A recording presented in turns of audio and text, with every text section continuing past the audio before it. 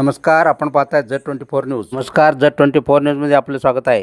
कैलासवासी अवधूत वडार यांच्या आत्महत्येप्रकरणी त्यांच्या कुटुंबियांनी ज्यांची नावे घेतली त्यांच्या सर्वांचे CDR जप्त करून संबंधितांवर गुन्हे दाखल करण्याची मागणी माजी आमदार विलासराव जगताप यांनी केली आहे।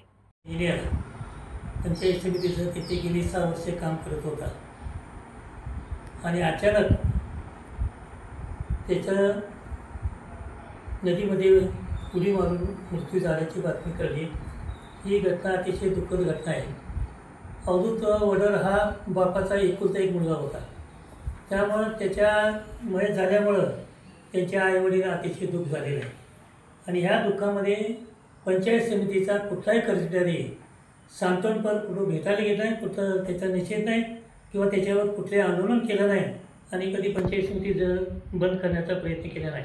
याचं कारण असं आहे की ह्या पंचायत समितीच्या कर्मचाऱ्यावर अतिशय मोठ्या प्रमाणामध्ये इथल्या स्थानिक नेत्याचा दबाव असल्यामुळं इथले कर्मचारीसुद्धा सगळे भीतीपोटी आहेत। याच्यापूर्वीचा सुद्धा इतिहास असा आहे ते गव्हाणे, मडके, बिडीवाणी, कंत्राटी कर्मचारी अशाच बोगस बिलामुळं त्यांना जेलचा रस्ता खावा लागलेला आहे आणि पैसे खाणारे पुढारी लोक झाले त्याचे आणि त्रास मात्र त्या अधिकाऱ्यांना झाला आणि तो अधिकारी आम्हाला कर्मचाऱ्याला होऊ नये म्हणून हे कर्मचारी कुणी पुढवून सांगायला तयार नाही। त्यामुळे ह्याच्यामागे प्रचंड दहशत आहे आणि 2024-25मध्ये जी कामं झाली त्याच्यामध्ये प्रचंड प्रमाणामध्ये भ्रष्टाचार झालेला आहे।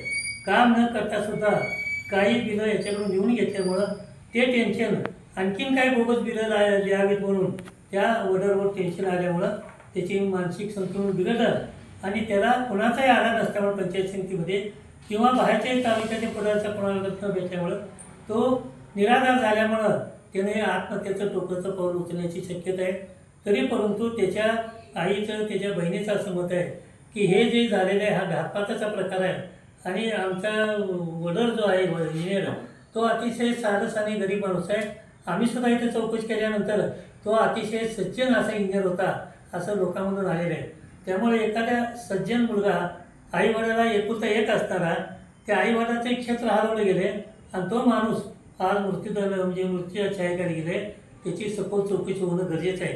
ती चौकशी करत असताना आदल्या दिवशी त्याची आई इथे पंचायत समितीमध्ये गोंधळ घालून त्याच्यावर होणं अन्यायाबद्दल वाचा पडून गेली त्याच्यावरही त्यांनी व्हिडिओ वगैरे काय केले आणि आज डिपुनियरसारखा माणूस गेली 4 दिवस रजेवर आहे आणि त्यामुळं ह्याच्यामागं फार मोठं षडयंत्र असल्याचं निश्चितपणे दिसते। त्यामुळं त्याच्या आईचं जे फुटेज आहे ते पहिल्यांदा जप्त करावेत आणि हे सुनील पवार आमदारचे PA आणि जो कोण असतील त्यांचे कर्मचारी आमदार वगैरे यांचे सगळ्याचे CDR रेकॉर्ड तपासावेत आणि तपासाला गती द्यावी आणि या सगळ्यांच्यावर ज्यांनी त्यांची आई बहीण नावं घेतात त्या सगळ्यांच्यावर गुन्हे दाखल झाले पाहिजेत आणि मग चौकशीला सुरू झाले पाहिजेत।